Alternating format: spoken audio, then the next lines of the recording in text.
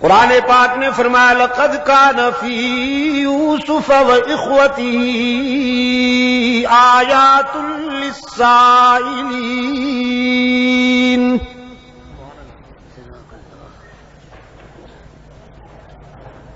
زندگی کی تلخیوں سے گھبرائے ہوئے لوگوں کے لیے بہت ساری عبرتیں پنہاں ہیں اس بات میں. آئیے یوسف اور ان کے بھائیوں کے حالات و واقعات کے آئینے میں اپنا چہرہ دیکھیے. آپ بہت گھبراتے ہیں حالات کی تلخیوں سے، لیکن سوچئے اللہ کے برگزیدہ بندوں کو کن حالات سے گزرنا پڑا. لقد كان في يوسف وإخوته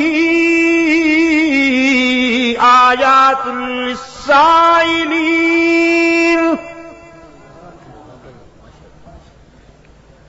إذ قالوا ليوسف وأخوه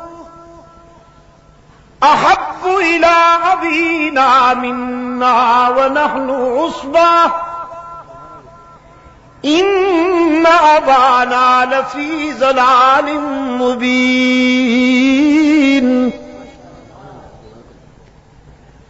قصور دیکھیے، حسد کے بیماروں نے سب سے بڑی بات یہ کی،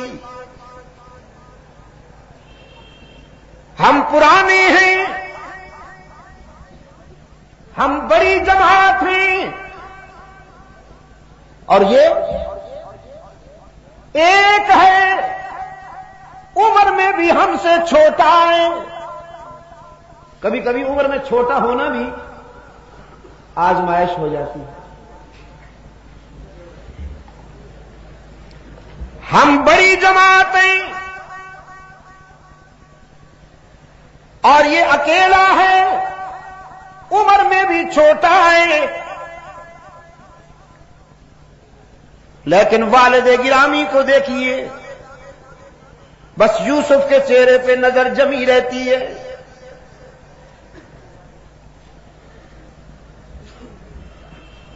ان سے دامن بچانے کی بس ایک ہی صورت ہے کہ قتل کر دیا جائے اسے، یا دنیا کے کسی ایسے کونے میں پھینک دیا جائے کہ یعقوب یوسف کی صورت ہی نہ دیکھ پائیں.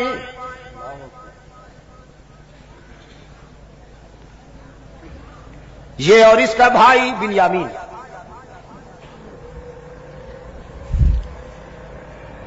قال قائل منهم لا تقتلوا یوسف. یہ بھی قانون فطرت ہے، جب کسی مظلوم کے لیے دشمنی ہوتی ہے تو دوستی کی کوئی نہ کوئی کرن ضرور روشن ہوتی ہے. میں نے رات بھی کہا تھا، فرعون نے جب حضرت موسیٰ علیہ السلام کے بارے میں یہ ارادہ کیا کہ اسے قتل کر دیا جائے تو آسیہ ساتھ بیٹھی تھی. انہوں نے جرح کی، پرپوزل دیا کہ تمہیں غصہ آ گیا ہے ان پر، وہ تو بچہ ہے ابھی تک، اس کو پھول اور انگارے میں فرق نہیں معلوم. یہاں بھی اسی حلقے سے ایک آواز آئی، قتل کا منصوبہ تو تم نے بنا لیا، لیکن وہ ہاتھ کہاں سے لاؤ گے جو اس چاند سے چہرے پر خنجر چلائیں؟ نہیں کر پاؤ گے، یہ کام نہیں کر پاؤ گے. انسان کتنا ہی سنگ دل کیوں نہ ہو جائے، لیکن ایسے چہرے پہ خنجر کیسے چلا سکے گا؟ یہ بات تم سے بھی نہیں ہوگی. تجویز یہ ہے، کنویں میں ڈال دو اسے یا کہیں دور چھوڑ آؤ، راہ چلتے مسافر اٹھا کے لے جائیں گے، تمہاری جان بھی چھوٹ جائے گی، قتل کی شقاوت سے بھی بچ جاؤ گے. اور یہی فائنل ہو گیا، یہی فائنل ہو گیا. محبت کا لبادہ اوڑھ کر والد گرامی کے پاس آئے، حضرت یعقوب علیہ السلام کے پاس آئے. قالوا يا أبانا ما لك لا تأمنا على يوسف وإنا له لناصحون. آتے ہی حضرت یعقوب علیہ الصلوۃ والسلام کی خدمت میں کہنے لگے حیرت ہے کہ آپ ہم پر اعتماد کیوں نہیں کرتے؟ حالانکہ ابھی عدم اعتماد کی کوئی بات ہوئی ہی نہیں تھی، کوئی نان کانفیڈنس کا ابھی تک نقشہ سامنے آیا ہی نہیں تھا. لیکن انسان کے اندر میں جب چوری چھپی ہوئی ہو، کوئی اور اس کو چور کہے نہ کہے، وہ خود اپنے آپ کو چور محسوس کرنے لگتا ہے. یہ انسانی نفسیات کی بات ہے. اگر ان کے اندر میں یہ چوری نہ ہوتی تو آ کے کہتے کہ ابا جان یوسف کو ہمارے ساتھ بھیجیے، ہم ذرا انہیں باہر لے جانا چاہتے ہیں. اگر اس کا کوئی منفی ری ایکشن سامنے آتا تو پھر کہتے آپ ہم پر اعتماد کیوں نہیں کرتے. لیکن انہوں نے آتے ہی بات ہی یہاں سے شروع کی. مالک لا تأمنا على یوسف وإنا له لناصحون. کیا بات ہے، آپ ہم پر اعتماد کیوں نہیں کرتے؟ حالانکہ ہم تو یوسف کے ناصح ہیں اور ہمدرد ہیں. ارسلوا معنا غدا يلتع ويلعب وإنا له لحافظون. انہیں ہمارے ساتھ بھیجیے، ہم اسے جنگل میں لے جانا چاہتے ہیں. ہر وقت آپ اسے گود میں بٹھائے رکھتے ہیں، ذرا دنیا بھی دیکھے. حفاظت کریں گے، بے فکر رہیے. میں یہ واقعہ نہیں آپ کو سنانا چاہتا، میں اپنے ہدف تک پہنچنے کے لیے تھوڑا سا یہ جھلک دکھا رہا ہوں آپ کو. لے گئے حضرت یعقوب علیہ السلام نے اندیشہ بھی ظاہر کیا، کہیں میرے لگتے جگر کو نقصان نہ پہنچ جائے، کوئی درندہ نقصان نہ پہنچا دے. انہوں نے قسمیں کھا کھا کر یقین دہانی کرائی. ہم جماعت ہیں، اتنی بڑی تعداد میں ہیں، ایک یوسف کی حفاظت کرنا کوئی مشکل بات تو نہیں ہے، ہم سب مل کر حفاظت کریں گے، آپ مطمئن رہیے. قرآن پاک نے فرمایا فلما ذابوا به واجمعوا ان يجعلوه في غيابة الجب فأوحينا إليه لتنبئنهم بأمرهم هذا وهم لا يشعرون. جب لے گئے یوسف کو ویرانے میں اور اپنے پروگرام کے مطابق یوسف کو کنویں میں ڈالنے کے لیے تیاریاں کرنے لگے، رب العالمین نے فرمایا ہم نے یوسف کے دل میں تسلی اتاری، ہم نے یوسف کے دل میں استقامت اور تقویت کے جوہر بھر دیے کہ دشمن تو بہت ہیں لیکن دوست بہت زیادہ طاقتور ہے. یہ تجھے مٹانا چاہتے ہیں لیکن ہمارا فیصلہ ہے کہ ہم تجھے بلند کریں گے. رات میں یہی کہہ رہا تھا.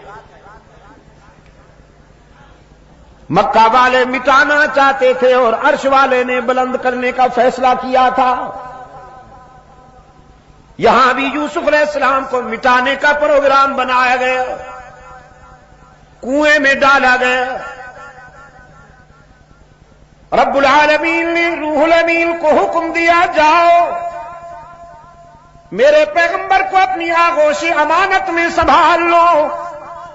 باپ کی گود میں بھی اتنا سکون نہ ملا ہو جو تیری آغوش امانت میں یوسف کو میسر آئے. یوسف تو محفوظ ہو گئے. کنویں میں جا کر یوسف پشاور کے بے زبانوں محفوظ ہو گئے. کنویں میں جا کر یوسف تو محفوظ ہو گئے. اور برادری، خون چھپانے کے لیے، جرم چھپانے کے لیے ناٹک رچایا۔ یوسف علیہ السلام کا کرتا اتار لیا تھا، اس پہ خون ملا، مصنوعی خون، کسی جانور کے خون سے وہ کرتا رنگین کیا، پھر اسے لکڑی پہ اٹھا کر علم بنایا۔ کیا بنایا؟ علم بنایا۔ یہ ہتھ کنڈے پرانے ہیں، ہاتھ نئے ہیں۔ ہتھ کنڈے پرانے ہیں، ہاتھ نئے ہیں۔ چوری چھپانے کے لیے یہ ناٹک بہت پہلے ہوا۔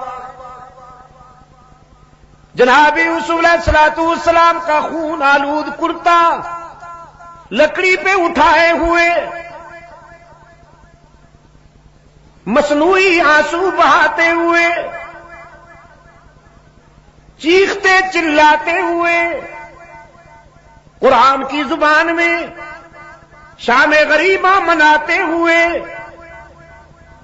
حضرت یعقوب علیہ السلام کی خدمت میں آئے۔ قرآن کہتا ہے وَجَاءُوا أَبَاهُمْ عِشَاءً يَبْكُونَ۔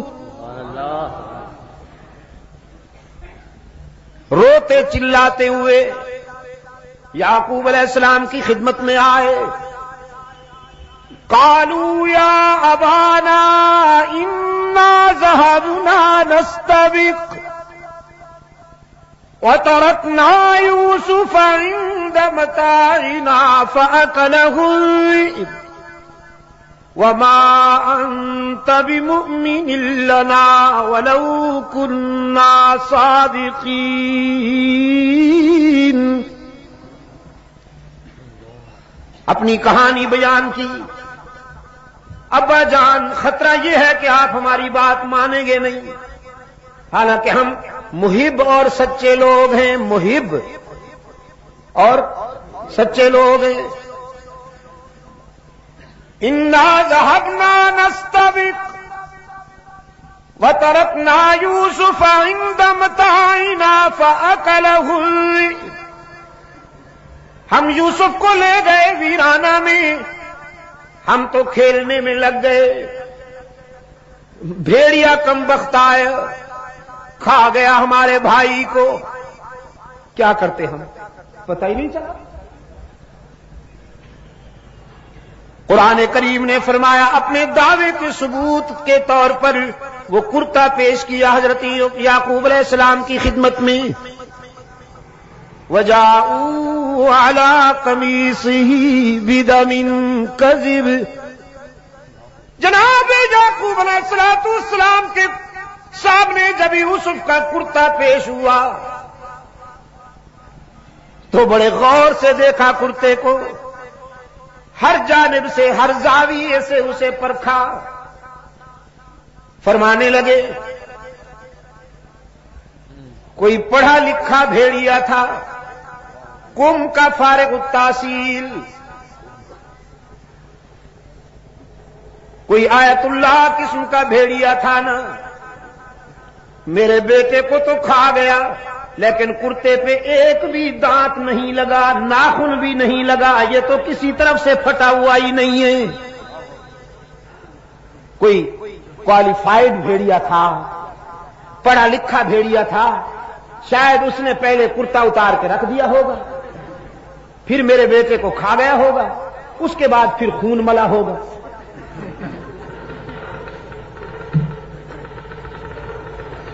فرمایا بل سولت لکم انفسکم امرا فصبر جمیل واللہ المستعان علی ما تصفون۔ سمجھ گئے ساری کہانی؟ فرمانے لگے تمہارا منصوبہ معلوم ہوتا ہے، یہ سب ناٹک رچا رہے ہو، لیکن میری سنو، اپنے بیٹے سے متعلق یہ دل خراش اور دردناک خبر سننے کے باوجود میں تمہاری ماتمی کاروائیوں میں شرکت نہیں کروں گا، میں تو صبر کا دامن نہیں چھوڑوں گا۔ فصبر جمیل واللہ المستعان علی ما تصفون۔ میں اللہ سے ہی مدد مانگتا ہوں، وہی میرے لخت جگر کا نگہبان ہے اور حفاظت کرنے والا ہے۔ رات بھی بات یہاں آئی تھی، اتفاق سے آج بھی پھر اسی موڑ پہ آ گئی۔ انبیاء اور رسول نے جب بھی مدد مانگی کس سے مانگی؟ عجم کے بیماروں تک ہی کی حرارتیں پہنچاؤ، اللہ عجم کے بھی کے بیماروں کو شفائے کاملہ عطا فرمائے، ان کے فکر و نظر کے اندھیروں کو قرآن کے اجالوں سے دور فرمائے۔ انبیاء اور رسول نے زندگی کے سفر میں جب بھی کوئی مشکل مقام آیا تو کس سے مدد مانگی؟ واللہ المستعان علی ما تصفون۔ یعقوب نے بھی بیٹے کو اللہ کے حوالے کیا، اور ان مراحل سے گزرنے کے بعد جب یوسف کو انعام ملا، ایثار، استقامت اور وفا کا سفر کرنے کے بعد جب اللہ نے یوسف کو انعام عطا کیا ہے، پاؤں کے نیچے مصر کا تخت ہے اور سر پہ نبوت کا تاج ہے۔ انعام پسند آیا آپ کو؟ پاؤں کے نیچے مصر کا تخت ہے اور سر پہ نبوت کا تاج ہے۔ روحانی طور پر بھی صاحب اختیار ہیں اور مادی نقطۂ نظر سے بھی صاحب اقتدار ہیں۔ فطرت کبھی کبھی عجیب مناظر دکھاتی ہے۔ کنویں میں ڈالنے والے منگتا بن کر آئے ہیں، سوال کرتے ہیں غلے کا۔ جناب یوسف علیہ السلام کے سامنے اپنی حالت اظہار بیان کرتے ہوئے کہتے ہیں ایھا العزیز مسنا واہلنا الذل وجئنا ببضاعة مزجاة فاوف لنا الكيل وتصدق علينا ان اللہ یجزی المتصدقین۔ شاہ مصر، ہم بھوک اور افلاس میں اکتائے ہوئے ہیں، مبتلا ہیں، تیرے جود و سخا کے چرچے سن کر حاضر ہوئے ہیں، ہمارے حال پہ رحم کیجئے، ہمیں غلہ عطا کیجئے، ہم جس کا معاوضہ دینے کی پوزیشن میں بھی نہیں۔ جناب یوسف علیہ السلام نے فرمایا داد و دہش کی بات بعد میں ہوگی، دینے دلانے کی بات بعد میں ہوگی۔ هل علمتم ما فعلتم بيوسف واخيه اذ انتم جاهلون؟ پہلے یہ بتاؤ تم نے یوسف اور اس کے بھائی کے ساتھ کیا کیا تھا، یہ پہلے بتاؤ۔ اور ان بیچاروں کو پہلے بھی شبہ تھا، چہرے کے زاویے بار بار دیکھتے تھے، تجسس تھا، سسپنس تھا کہ یہ چہرہ تو دیکھا بھالا ہے، یہ تو وہم و گمان میں بھی نہیں تھا کہ یہ وہی ہے جس کو کنویں میں ڈال آئے تھے ہم، لیکن تجسس تھا کہ یہ چہرہ دیکھا بھالا ہے۔ اب جب اسی چہرے نے اسی کا نام لے لیا جس کے متعلق وہ سوچ رہے تھے تو اب چونکے، کہنے لگے ہم نے کیا کیا تھا یوسف اور اس کے بھائی کے ساتھ یہ ہم بھی بعد میں بتائیں گے، پہلے آپ بتائیے کہیں آپ وہی تو نہیں اِنَّكَ لَأَنْتَ یوسف، آپ کہیں وہی یوسف تو نہیں؟ جناب یوسف علیہ السلام نے نعرہ لگایا انا یوسف، اب چھپانے کی کوئی ضرورت نہیں، اب مشیت عزدی یہ تھی کہ حقیقت واضح ہو جائے۔ قال انا یوسف وہذا اخی، الحمدللہ میں وہی یوسف ہوں اور یہ میرا بھائی ہے بنیامین۔ برادران یوسف نے کہا مگر آپ یہاں کیسے؟ ہم تو آپ کو کنویں میں ڈال چکے، آپ کا ماتمی جلوس نکال چکے، جرم چھپانے کے لیے آپ کے کرتے پر خون لگا چکے، ہم تو آپ کو ٹھکانے لگا چکے تھے، آپ یہاں کیسے؟ سیدنا یوسف علیہ نبینا علیہ تسلیم نے فرمایا قد من اللہ علینا، یہ میں آپ کے دل کی گہرائیوں میں اتارنا چاہتا ہوں۔ یہاں اپنے دادے کا نام نہیں لیا، باپ کا نام نہیں لیا، تم تو مجھے مٹانا چاہتے تھے لیکن جانتے ہو میں کس کا پوتا ہوں، جانتے ہو میرا باپ کون ہے، نہ دادے کا نام لیا نہ باپ کا، اور اگر لے بھی تو دادا ابراہیم ہے، باپ یعقوب ہے۔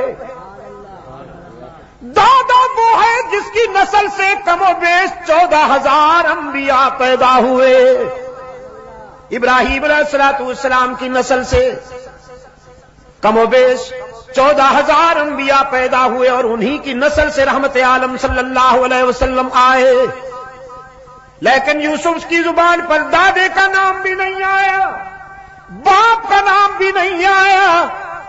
کیوں؟ کہ مشکلات میں کام آنا نہ دادے کا منصب ہے نہ باپ کا، مشکلات میں کون کام آیا کرتا ہے؟ جزاکم اللہ۔ مشکلات و مصائب میں کام آنے والا کون؟ پشاور کے روشن ضمیروں، مشکلات و مصائب کے گرداب میں، مصائب کے بحر زخار میں الجھے ہوئے سفینوں کو کنارے لگانے والا کون؟ یعقوب نے جب پکارا تو کسے؟ یوسف کے لبوں پہ نام آیا تو کس کا؟ پھر جب